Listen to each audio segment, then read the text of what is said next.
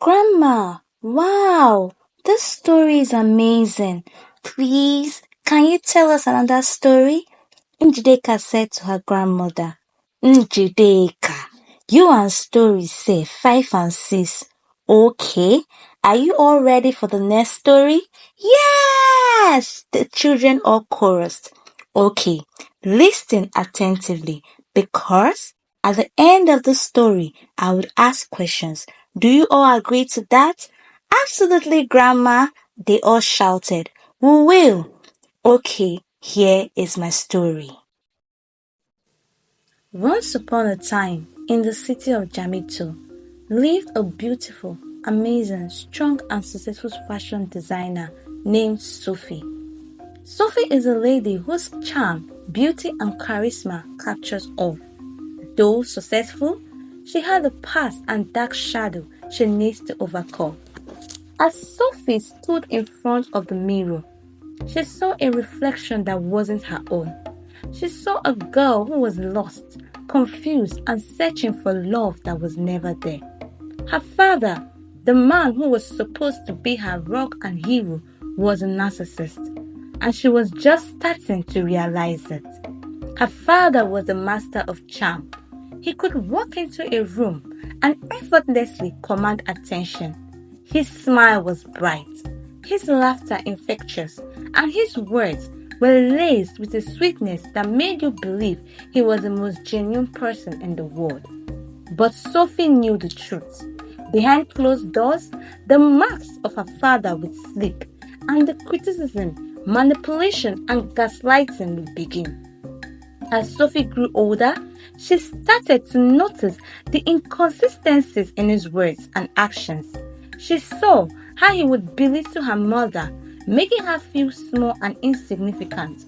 How he would use guilt and anger to control her, making Sophie feel responsible for his happiness. And also how he would charm his way out of trouble, leaving a trail of broken promises and hurt people in his wake. Sophie growing up, she wanted to see her father as a hero, strength and friend. But seeing her mom in pains and tears, looking for who to share her pains with, but concealed it all with a fake smile and with the popular saying, marriage is for better and for worse, broke Sophie's heart. She felt confused and helpless, not understanding why her mother couldn't just be happy like her father seemed to be. She would try to make her smile, to make her laugh, but it was like she was carrying a weight that she couldn't lift. And her father, he just seemed to get angrier and more distant, like he was annoyed that her mother wasn't fine like he was. She didn't know then, but as she is now grown, she realizes that he was gaslighting her mother, manipulating her into doubting her own feelings and perceptions. Sophie was caught in the middle, unsure of what was real and what wasn't. One of the days, Sophie came home from school for the usual end of session holidays. Entering the house, she saw the doors wide open. She tiptoed into the house to surprise her mother, only to see her mother soliloquizing to herself. Oh Lord, when will this pain end? Where have I gone wrong? I have done my best. Who did I offend? Sophie was shocked, hearing her mother saying this with tears running down her cheeks. Sophie went to where her mother was sitting, hugged her tightly, and consoled her. After that incident, she took her time to notice her father's attitude and behavior towards her mother. He would manipulate and gaslight her, and after acting that way, he would act like nothing happened. Sophie's elder sister Sandra came home to visit. As she was leaving, she called Sophie to where she parked her car. Looking at Sophie, she hugged her and told her, Sophie, be careful. Our father is not what you think he is. I purposely left the house majorly because of his character and to safeguard my mental health. Well, my dear sister, you might not understand, but be strong for mama and guard your mental health jealously. I love you so much. She pecked her and drove out. As Sophie entered the house, she pondered on what her sister just told her and also the characters her father has been displaying. She knew it's time to wake up and save her mother and herself from the emotional, psychological, and mental damage they're already passing through. As the years passed by, Sophie's father, narcissistic character became more glaring to her, and she looked for all means to protect her mother and herself. Sophie felt more happier when he is not around than when he is there. He still continued with his lies, manipulation, toxic and commanding attitude. As if that was not enough, he started accusing her mother of infidelity. This broke her mother so much because all Sophie's mother have ever tried to be is a good, virtuous and faithful wife. Meanwhile, her father is the one who everyone in the neighborhood knows him to be a chronic womanizer and liar also. He kept tormenting her mother with the accusations, and Sophie's mother kept pleading for her innocence. On one fateful night, he continued with his numerous accusations. Sophie's mother pleaded, crying, to prove that she's innocent of his accusations. Immediately, her father drew out his belt and started assaulting her mother physically by beating her almost to stop. Sophie heard the noise, the cries, the wails, and she ran out immediately from her room, took the belt from her father, and dragged her mother out of the house, calling upon her neighbors, "Help! Help! Help!" for help. Immediately, her neighbors came to her rescue and took her mother to the hospital. Sophie's mother stayed in the hospital for weeks. During her stay at the hospital, Sophie reached out for help to non-governmental organizations, human activists, and counselors. At the hospital, Sophie's mother opened up about her woes, pains, and agony she has passed through in the hands of her husband. How she was even scared to talk to her father, Sophie's father, and in the process lost her total self-esteem, sense of belonging, and existence. With proper counseling, her mother's self-esteem started growing back and her mental health was being restored again.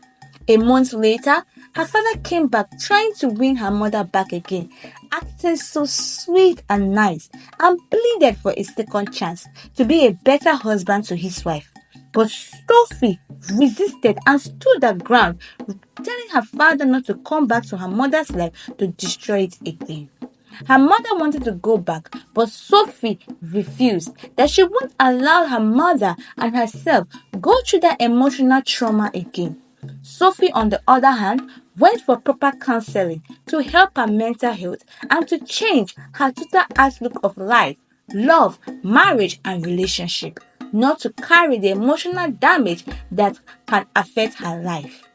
After the series of counseling and therapy, Sophie became a member of the Good and Beautiful Mental Health Club and used her own story and personal experiences to teach, counsel, and help affected individuals who are passing through traumatic experiences due to having a narcissistic partner, parent, friend, or relative. Sophie's mother was able to find happiness again in life. Her mental health and self-esteem improved and she became the best version of herself, finding true love and acceptance in a loving and peaceful environment. So, dear children, you may have someone who is so dear to you that is a narcissist. A narcissist is someone who has an extreme self-involvement to the degree that it makes a person ignore the needs of those around them.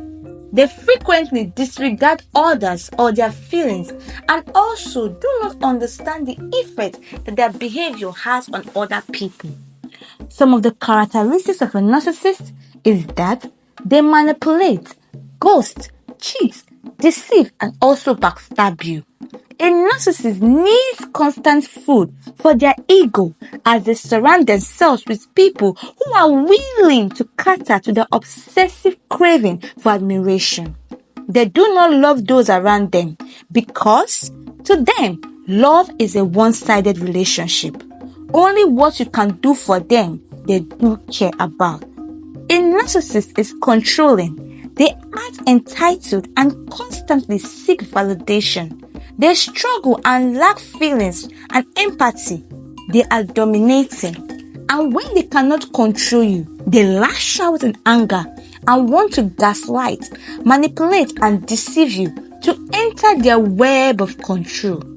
They always see themselves as superior, in charge, and in power.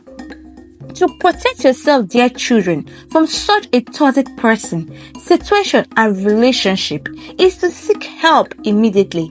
Go for counseling or therapy. Set healthy boundaries.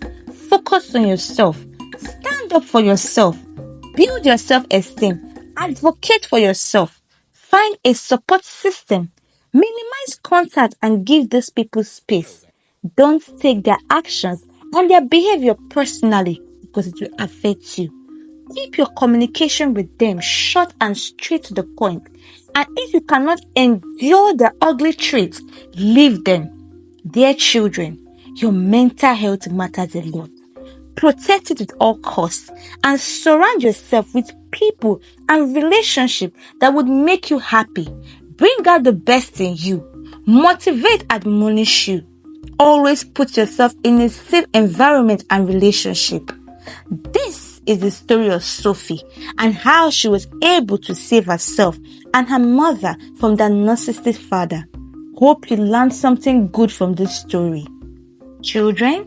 Yes, Grandma, Chidima answered, and also the other children. The story of Sophie has taught us a lot, and today we have learned that our mental, psychological, and emotional health matters a lot. And also, we had the opportunity, the great one, to know who a narcissist is, their characteristics, and how to safeguard ourselves from them. Thank you so much, Grandma. We love you. Thank you so much, my children. I love you more.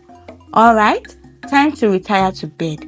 Sweet dreams, my little angels. Sweet dreams with Grandma. They all call us. Thank you. Good morning, afternoon, and evening, beautiful ladies and handsome gentlemen. Welcome to Tales by J, where you can get your amazing, entertaining, captivating, and great stories, both fictional, non-fictional, and history. Do be a part of this great channel by subscribing, commenting, liking, and sharing to your loved ones, groups, and friends. Remember, a beautiful story makes a happy day. Thank you, and do enjoy more of Tales by J. Wish you a loving day ahead. Peace.